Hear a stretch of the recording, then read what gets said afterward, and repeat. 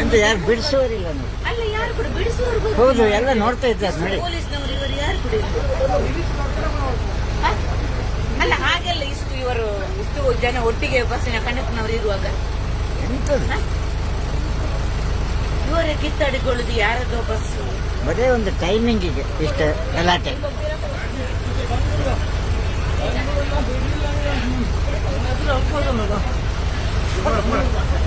Okay.